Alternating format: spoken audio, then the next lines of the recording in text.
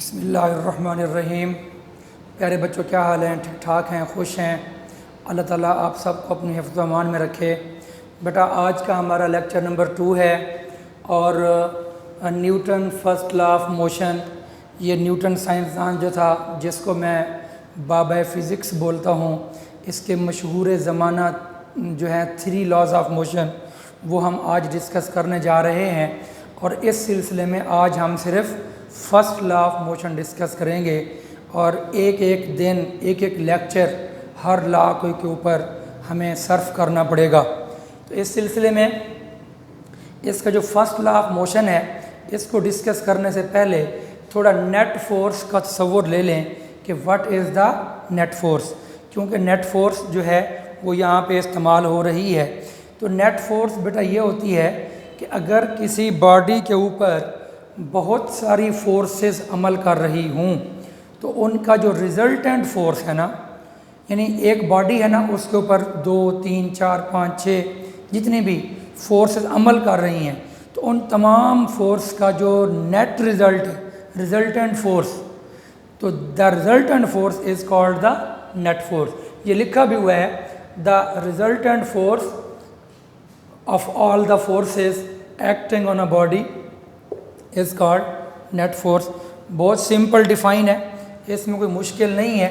इसको मज़ीद आप समझ भी लें कि ये हमारे पास जो है वो ग्राउंड है, या टेबल समझ लें या ग्राउंड समझ लें। तो इसके ऊपर जो है वो हमने ब्लॉक रखा हुआ है। तवज्जो करेंगे, इसके ऊपर हमने कोई ब्लॉक, लकड़ी का ब्लॉक रखा हुआ है। तो इसमें देखें जी, एक फोर्स हम लगाते हैं, यहाँ पर 8 न्यूटन की फोर्स है। तो जब हम इस बॉडी को इधर खींचेंगे तो साफ ज़ाहिर है यहाँ पर जो फ्रिक्शन होगी, रगड़ होगी, वो हम जाहिर करते हैं F2 से। फ़र्ज़ कर लें वो है 8 न्यूटन। तो ये जो F2 है ये फ्रिक्शन है। यहाँ पर जो फ्रिक्शन यहाँ मौजूद है, रगड़ जो यहाँ मौजूद है, तो ये फ्रिक्शन है 8 न्यूटन। तो अब ये 2 फोर्सेस अमल कर रही हैं इस बॉडी के ऊपर। तो एक फोर्स राइट साइड पे है, एक फोर्स बिल्कुल उसके उलट है। तो इसमें जो बेटा नेट फोर्स होगी ना, तो नेट फोर्स, तो ये 8 न्यूटन बड़ी फोर्स है, 5 न्यूटन छोटी फोर्स है। तो ये अगर पॉजिटिव 8 है तो ये नेगेटिव 5 होगा। इसमें से इसको माइनस कर दें तो देन हम यूँ कहेंगे कि F1 प्लस F2, और F1 की कीमत हम बोलेंगे 8 न्यूटन और F2 की कीमत हम बोलेंगे 5 न्यूटन। तो the result will be 3 Newton, that is the net force. ये नेट फोर्स का तस्वुर आपको मिल गया कि अगर किसी बॉडी पर मुख्तलिफ फोर्सेस लग रही हूँ, तो यहाँ पर जो 2 फोर्सेस सेम है, बल्कि अपोजिट है। और अगर यूँ कह लें कि जी फ़र्ज़ करें फ्रिक्शन है ही ज़ीरो, तो फ्रिक्शन ज़ीरो है, तो ये अगर हम कहें कि 0 न्यूटन है, तो फिर ये बन जाएगी 0 न्यूटन। तो अगर ये फिर 0 बन जाए तो फिर यही सिंगल फोर्स ही नेट फोर्स होगी और वो होगी 8 न्यूटन। तो उम्मीद है ये बातें सारी समझ आ गई कि नेट फोर्स का क्या मतलब है। ऊपर लिखा भी हुआ है, the resultant force of all the forces acting on a body, कि एक बॉडी पर 2, 3, 4 जितनी भी फोर्सेस अमल करती हैं, तो उन फोर्सेस का जो रिज़ल्टेंट होता है ना, that is called net force. तो उम्मीद है ये आप ये डिफ़ाइन भी याद करेंगे और साथ में आपको ये वाली बात समझ आ गई होगी। इस बात के बाद अब हम आते हैं जो उसकी है ना डेफिनेशन फर्स्ट लॉ की, उसको देखते हैं। भाई, फर्स्ट लॉ की डेफिनेशन जो आपकी बुक में लिखी हुई है, मैंने वही लिखी है, सही है। तो ये देख लें, state and explain Newton first law of motion, कि फर्स्ट लॉ ऑफ मोशन को बयान भी करें और एक्सप्लेन भी करें। तो इसमें हमने पहले तो स्टेटमेंट लिख दी है। तो इसमें देखें जी, फर्स्ट लॉ ऑफ मोशन या लॉ ऑफ इनर्शिया, याद कर लें कि फर्स्ट लॉ ऑफ मोशन को लॉ ऑफ इनर्शिया भी बोलते हैं। क्यों बोलते हैं ये हम अभी बाद में देखेंगे। पहले तो ये देखें कि फर्स्ट लॉ ऑफ मोशन होता क्या है। देखें जी, अ बॉडी, मैं ये रीडिंग करके फिर इसको हम एक्सप्लेन करते हैं। अ बॉडी कॉन्टिन्यूस, कि एक जो बॉडी है ना वो जारी रखता है, continues its state of rest और state of uniform motion in straight line. यहाँ पर बेटा दो बातें उसने हमें बताई हैं, मेरी बातों पे गौर कीजिएगा। यहाँ वो हमें दो बातें बतला रहा है। क्या? पहली बात वो हमें ये बतला रहा है कि जो बॉडी होगा उसकी जो स्टेट होगी तो ये नंबर 1 होगी उसकी स्टेट ऑफ रेस्ट, कि कोई बॉडी जो है उसकी दो स्टेट हो सकती हैं, या तो वो स्टेट ऑफ रेस्ट होगा या उसका नंबर 2 जो है उसकी स्टेट वो हो सकती है state of uniform motion in straight line.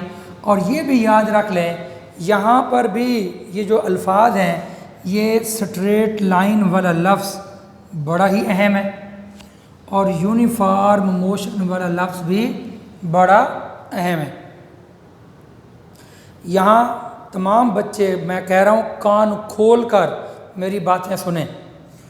ये रेस्ट वाली बात तो बहुत सिंपल है, और एक बात और भी सुन लें, आपकी बुक में ये स्टेट का लफ्ज़ नहीं लिखा हुआ था, मैंने डाल दिया है। आपकी बुक में उसने सिर्फ यूँ लिखा है इट्स स्टेट ऑफ रेस्ट और ऑफ यूनिफॉर्म मोशन, तो ये स्टेट का लफ्ज़ मैंने डाल दिया है। मेरा मशवरा ये है कि ये स्टेट का लफ्ज़ आप भी अपने अपनी बुक्स में लिख लें, ये ज़्यादा बेहतर है। तो दो स्टेट्स हो गई, स्टेट ऑफ रेस्ट, दूसरी स्टेट ऑफ मोशन नहीं। अब आप इसका फ़र्क समझें, यानी अब यूँ नहीं कह सकते कि जी स्टेट ऑफ रेस्ट और दूसरी जो स्टेट है स्टेट ऑफ मोशन कह दें, नहीं। स्टेट ऑफ मोशन अगर किसी बच्चे ने कहा तो वो गलत होगा, सही है। स्टेट ऑफ मोशन नहीं कहना। अच्छा, स्टेट ऑफ यूनिफॉर्म मोशन कह दे कोई बच्चा, फिर भी गलत होगा। स्टेट ऑफ यूनिफॉर्म मोशन, जब तक के बच्चा ये स्ट्रेट लाइन नहीं लिखेगा। ये मैं इसलिए ज़ोर दे रहा हूँ कि बाज़ बच्चे जब ये लिखते हैं तो वो यहाँ पर ये गलतियाँ कर जाते हैं। वो कहते हैं सर जी बस वो स्टेट ऑफ रेस्ट है, ये स्टेट ऑफ मोशन है। नहीं, स्टेट ऑफ मोशन, मोशन के होने के लिए दो शर्तें और लगी हुई हैं, सिर्फ मोशन नहीं बल्कि क्या हो, यूनिफॉर्म मोशन हो। और तीसरी बात यह है कि पहली बात मोशन हो, दूसरी बात यूनिफॉर्म मोशन हो, तीसरी बात स्ट्रेट लाइन में हो। ये बहुत अहम है। अगर यहाँ पर किसी बच्चे ने स्ट्रेट लाइन वाली गलती कर दी, ना लिखा इसको, तो उसका डिफ़ाइन गलत होगा। किसी बच्चे ने यूनिफॉर्म ना लिखा तो उसका डिफ़ाइन गलत होगा। तो बहरहाल जी, अब जब ये दो चीज़ें हों, यानी यूँ समझ लें कि या तो ये देखें भाई, एक ये रोड है, ये रोड है, इस रोड के ऊपर कोई मोटरसाइकिल, अब मैं मोटरसाइकिल तो यहाँ पर बनाने से रहा, मैं नहीं बना रहा, तो मोटरसाइकिल को मैं सिंपल ये यूँ समझ लें कि ये मैंने बना दिया मोटरसाइकिल, ठीक है, समझाने के लिए। अब ये मोटरसाइकिल है हमारा, हालांकि ये पता नहीं क्या चीज़ है, समझाने के लिए मैंने कहा मोटरसाइकिल ये। अब ये मोटरसाइकिल या तो रेस्ट में होगा, एक बात, और दूसरी बात ये है कि ये रोड हो और इसमें जो मोटरसाइकिल हो, वही बात, मोटरसाइकिल वो बेटा जी मोशन में हो, ये मैं बात समझा रहा हूँ, ये वाली बातें समझा रहा हूँ। अब यहाँ पर वो मोटरसाइकिल मुराद लिया जाएगा कि जिसका जो स्पीडोमीटर है, स्पीडोमीटर वो फ़र्ज़ कर लें 50 पे चल रहा है, 50 किलोमीटर पर आवर, और हम ये कहते हैं कि जो किलोमीटर है 1 किलोमीटर पर आवर बराबर है 1 मीटर पर सेकेंड। तो 50 किलोमीटर पर आवर बराबर होगा 50 मीटर पर सेकेंड। तो मैं समझाने के लिए, क्योंकि किलोमीटर पर आवर में होता है मीटर, तो मैं उसको मीटर पर सेकंड में कर रहा हूँ, क्योंकि हमारा SI सिस्टम मीटर पर सेकंड में होता है। तो अब मैं ये कह रहा हूँ कि वो जो मोटरसाइकिल होगा वो 50 मीटर पर सेकंड पे चलता हुआ जा रहा है, सही है। अब अगर ऐसी सूरत में यहाँ पर, यहाँ पर, यहाँ पर, यहाँ पर, हर जगह पर, हर पॉइंट पर ये मोटरसाइकिल 50 के ऊपर चल रहा है, 50 पर चल रहा है, ये 50 से 51 भी नहीं होता, 49 भी नहीं होता, 48 भी नहीं होता, ठीक है। 50 का मतलब 50 चल रहा है। तो जब ये मोशन में तो होगा, और चूंकि ये 50 पर चल रहा है तो इसलिए इसको क्या बोलेंगे, यूनिफॉर्म मोशन। उम्मीद है बात समझ आ रही है। तो यूनिफॉर्म मोशन का मतलब कि वो, क्योंकि मैंने कहा कि हर जगह पर वो 50 के साथ चल रहा है, तो ये यूनिफॉर्म मोशन होगी। और ये ज़रूरी नहीं है कि लाजमी 50 हो, वो हर जगह पर 40 से चले, वो हर जगह पर 30 से चले। ये 50 तो मैंने सिर्फ मिसाल दी है, तो 50 का लफ्ज़ होना ज़रूरी नहीं है, कोई और भी वैल्यू हो सकती है, लेकिन वो चेंज ना हो। तो अब ये होगी यूनिफॉर्म मोशन। लेकिन उसके साथ फिर स्ट्रेट लाइन की शर्त भी लगी हुई है कि वो मोटरसाइकिल बिल्कुल सीधा चलना चाहिए, यूं गोल दायरे में, चौक में मुड़ना नहीं चाहिए। या सड़क तो सीधी है लेकिन बच्चा वो यूं जिग जैग कर रहा है, मोटरसाइकिल चलाते हुए वो रह तो 50 पर ही रहा है, मोटरसाइकिल उसका 50 पर है, लेकिन बच्चा क्या कर रहा है, वो यूं ऐसे ऐसे कर रहा है, लहरा के चल रहा है, फिर भी नहीं होगा। तो उम्मीद है अब ये बातें समझ आ रही होंगी। फिर सुन लें कि स्ट्रेट लाइन मोशन हो और यूनिफॉर्म मोशन हो। तो जब ये दो बातें पूरी हो जाएंगी कि बॉडी या तो रेस्ट में हो या मोशन हो, तो कौन सी, यूनिफॉर्म, कौन सी, यूनिफॉर्म के साथ साथ स्ट्रेट लाइन। तो अब ये दो चीज़ें हो गई, सही है। तो अब ये दो चीज़ें जब हो जाएं कि या तो बॉडी हमारे पास रेस्ट में पड़ा हुआ है, मोटरसाइकिल रेस्ट में ठहरा हुआ है, या फिर बॉडी या मोटरसाइकिल या बॉल, कोई भी चीज़, कार, बॉल, एनीथिंग एल्स, कोई भी चीज़ is moving with uniform motion in straight line, ठीक है। तो न्यूटन साहब ये फरमाते हैं कि भाई अगर इन दो बॉडीज़ के ऊपर, तवज्जो मेरी बात पे, अब ये पहला लॉ ख़त्म होने वाला है।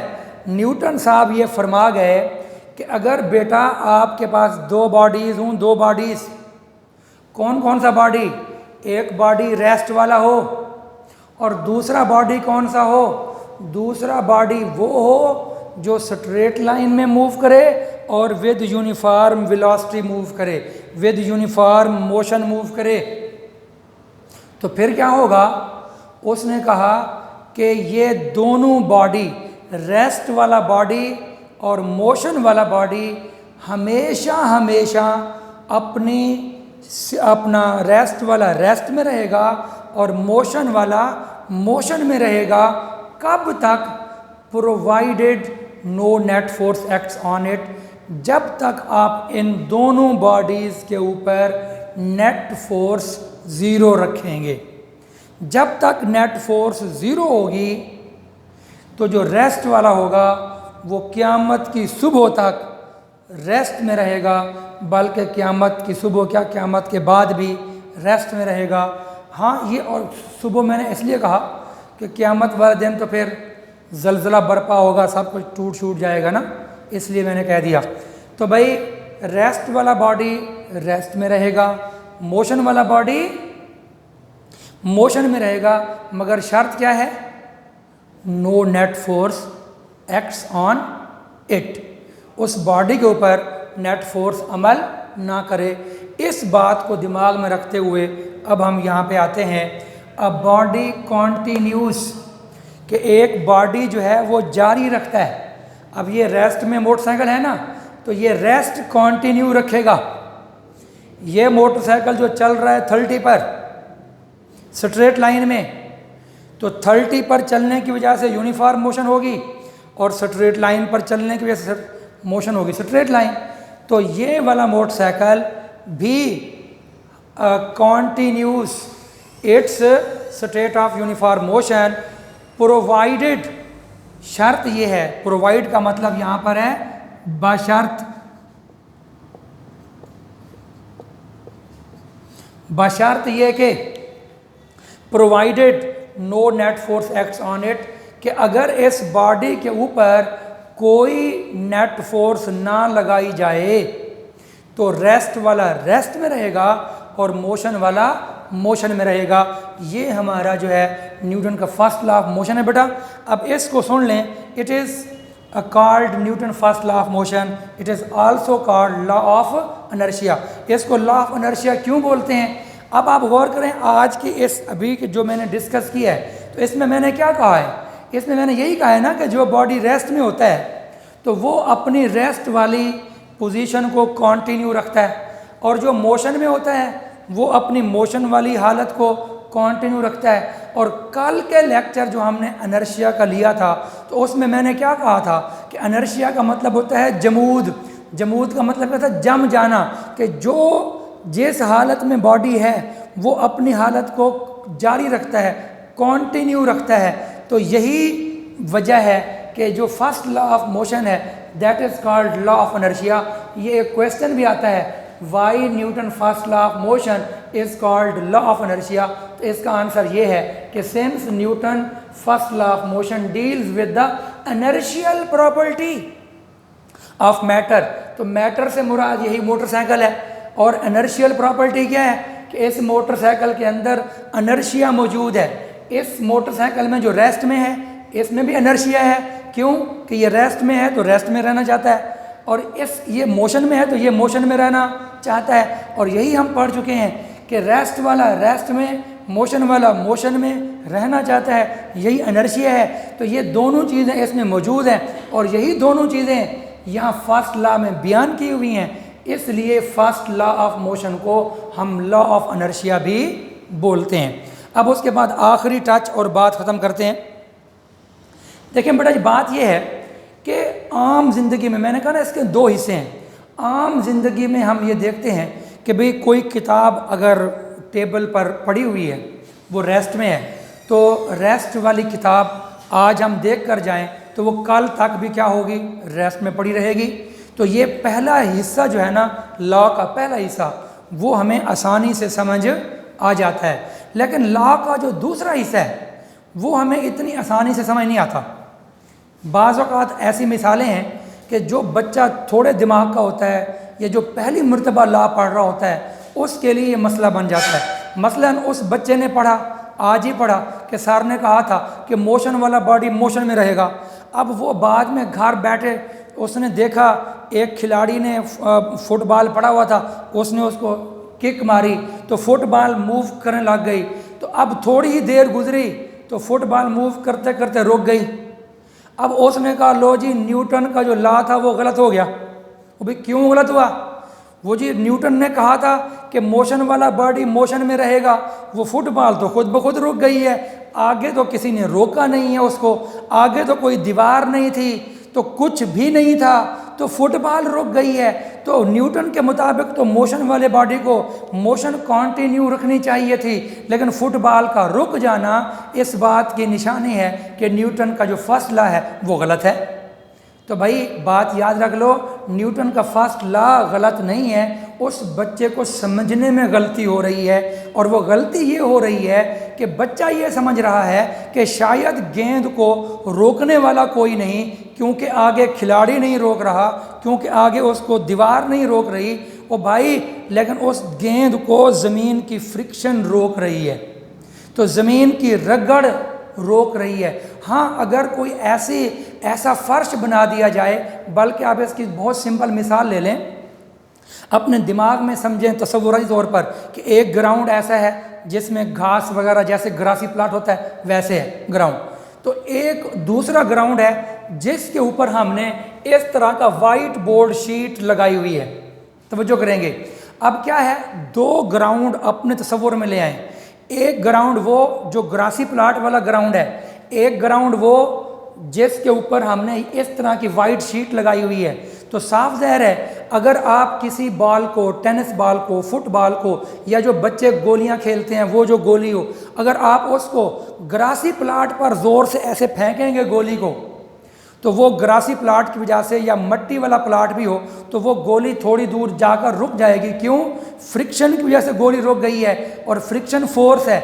लेकिन वही गोली अगर हम वो जो ये वाला ग्राउंड होगा जिस पर हमने ये वाइट शीट लगा दी है, तो वो जब हम ऐसे उसको फेंकेंगे तो वो बड़ी दूर तक मूव करती जाएगी। तो क्योंकि वहाँ फ्रिक्शन नहीं है तो वो हमेशा हमेशा मूव करेगी।